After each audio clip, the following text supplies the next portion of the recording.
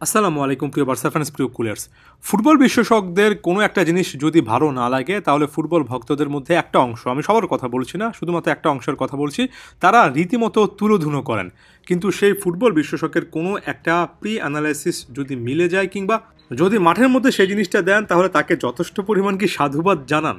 একটা সাধুবাদ আমি এখানে পেতেই পারি। ফেরান তোরেসের কথা বলছিলাম এর আগের ভিডিওতে, ঠিক আগের ভিডিওটাতেই এই ফেরান তোরেস, এরিক গার্সিয়াদের কথা বলছিলাম, এবং আমার কাছে ক্লিয়ার কাটভাবে এই ম্যাচের আগে মনে হচ্ছিল যে ম্যাচটাতে দিন শেষে বার্সেলোনা এমন একটা সিচুয়েশনে থাকবে যে পরবর্তী ম্যাচে লা লিগাতে গুরুত্বপূর্ণ একটা এনকাউন্টার আছে, এমন সিচুয়েশনগুলোতে প্লেয়ারদেরকে বিশ্রাম দেওয়ার একটা তত্ত্ব থাকে। লামিন ইয়ামাল না হলেও লেভানডফস্কি সেই বিশ্রাম তত্ত্বের মধ্যেই পড়েছেন, এবং সেই সুযোগটাতে একজন ফেরান তোরেস কিংবা এই টাইপের প্লেয়ার যারা মূলত নিয়মিত একাদশে সুযোগ পান না, কিন্তু এমন একটা সুযোগের জন্য অপেক্ষা করেন, তারা কেমন করতে পারেন সেটার উপরে শুধুমাত্র এই ম্যাচটা নয়, বরঞ্চ বার্সেলোনার সিজনের বাকি অংশের অনেক কিছু নির্ভর করবে। সেটা নির্ভর করেছে ফেরান তোরেসও একটা হ্যাট্রিক করেছেন। এই ভ্যালেন্সিয়া থেকে একটা সময় উঠে এসেছিলেন, এবং এই ফেরান তোরেস আরও একবার হ্যাট্রিক করে এখানে ক্লিয়ার কাটভাবে দেখিয়ে দিলেন যে দিন শেষে তার এই কন্ট্রিবিউশনটা বার্সাকে অনেকটুকু এগিয়ে নিতে সাহায্য করবে। সবচেয়ে বড় ফ্যাক্টর যেটা, সেটা হচ্ছে হ্যান্সি ফ্লিক সম্পর্কে আগেও আলোচনা করেছি, আরও একবার আলোচনা করছি যে হ্যান্সি ফ্লিকের অধীনে আমি সবসময় বলি যে সবচেয়ে বেটার যে জিনিসটা আমার কাছে লাগে, তিনি ওয়েল এস্টাবলিশড একজন ফুটবলার, যিনি কিনা ওই দলটার সাথে যথেষ্ট মানানসই ফুটবল খেলছেন। তাকে তো হেল্প করবেনই, বরঞ্চ এমন একজন ফুটবলার যিনি কিনা আমরা সকলে জানি যার সামর্থ্য আছে, কিন্তু এই দলটাতে আসার পরে তিনি খেই হারিয়ে ফেলেছেন। এমন রীতিমতো মিডল জোনে থাকা প্লেয়ারদেরকে নিয়ে তিনি কাজ করবেন, তাদের পারফরমেন্সটাকে আপলিফ্ট করতে সব রকমের সাহায্য করবেন। রাফিনার ক্ষেত্রে পুরো সিজন জুড়ে আমরা এই জিনিসটা দেখেছি। এই রাফিনা এদিনও জোড়া হ্যাট্রিক করেছেন। ফেররান তোরেসের ক্ষেত্রে আমরা সেই জিনিসটা দেখলাম, জুলস কুন্ডের ক্ষেত্রে দেখেছি, আরও অনেক প্লেয়ারের ক্ষেত্রে দেখবেন।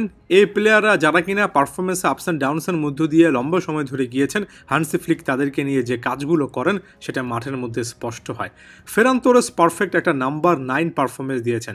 যে সকল জায়গা থেকে বল পেয়েছেন, সেটা প্রথম গোলটার ক্ষেত্রে একটা ডায়াগোনাল পাস দেখে একেবারে ক্লিয়ার কাট ঠান্ডা মাথার ফিনিশিং, 17তম মিনিটের সময় নিজেকে ওই পজিশনটাতে নিয়ে যাওয়া, 30তম মিনিটের সময় তার পারফেক্ট একটা প্লেসমেন্ট, সকল কিছু ফেররান তোরেসের মধ্যে যে একটা অমিত প্রতিভা আছে সেটার দিকে নির্দেশ করে।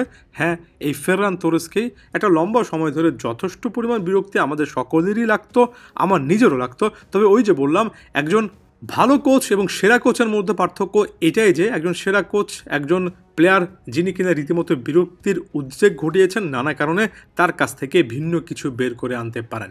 লামিন ইয়ামালের কথা কোনোভাবে ভুলে গেলে চলবে না। একটা গোল পেয়েছেন, রীতিমতো ভাগ্যের জোরে গোলটা পেয়েছেন। এটা যদি বলি তাহলে ভাগ্যটা পক্ষে ছিল না বলেই অন্তত আরও দুটো গোল মিস করেছেন। দুবার তো রীতিমতো বারবার পোস্টে মেরেছেন।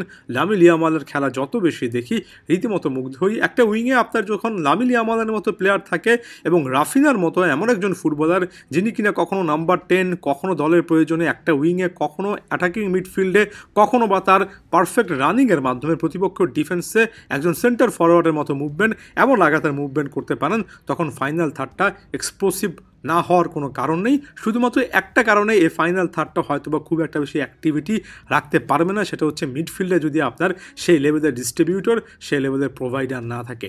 পেদ্রি এই সিজনে কয়েকটা ম্যাচ দেখলাম যে পারফরমেন্সটা দিচ্ছেন, এক কথায় বলা চলে যে এটা নিয়েও চিন্তা করার কোনো কারণ নেই।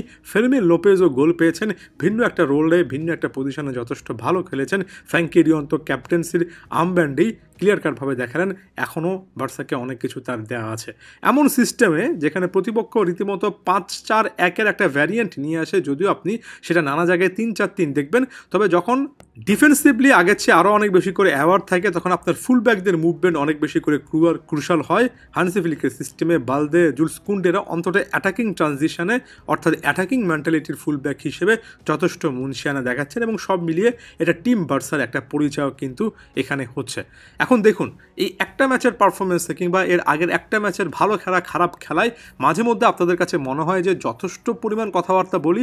আমার কাছে মনে হয় ব্যাপারটাকে যদি আপনি কনটেক্সচুয়ালি নেন, অর্থাৎ শুধুমাত্র ওই ম্যাচের কনটেক্সটে নেন, তাহলে ব্যাপারগুলোকে কানেক্ট করতে পারবেন। যে ম্যাচে বার্সেলোনা অনেকটুকু হাই ব্র্যান্ডের ফুটবল খেলে, সেই ম্যাচে হাই ব্র্যান্ডের কথাবার্তা বলতে হবে। যে ম্যাচে অনেক কিছুই আসলে নিজেদের পক্ষে যায় না এবং বার্সেলোনা ছন্ন ছাড়া ফুটবল খেলে, যেটা লা লিগাতে অনেকগুলো ম্যাচে দেখেছি। সেই ম্যাচটা নিয়েও ঠিক ওই গ্রাউন্ডে কথা বলতে হবে। তবে ওভারঅল যদি আমাকে জিজ্ঞেস করেন, হান্সি ফ্লিকের অধীনে এই বার্সাকে আমার এখন পর্যন্ত যথেষ্ট স্পেশাল একটা টিম বলে মনে হচ্ছে। আমার কাছে মনে হচ্ছে এই বার্সার আসলেই বড় কিছু করা উচিত। আদিওস ভিস্কা এল বার্সা।